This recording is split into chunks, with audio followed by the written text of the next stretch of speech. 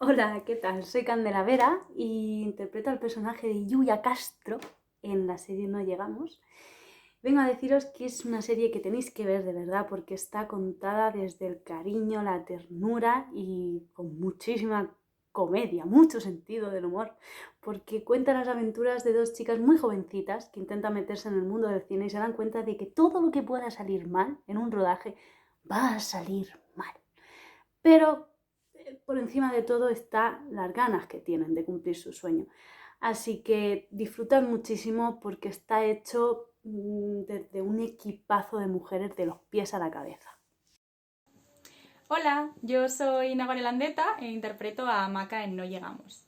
Bueno, nosotras queríamos dar las gracias a todo el equipo de Carballo Interplay por contar con nosotras para este festival que nos hace muchísima ilusión y que esperemos que disfrutéis de nuestra webserie, que nosotras hemos disfrutado muchísimo haciéndola y esperemos que os guste. Un saludo desde Madrid.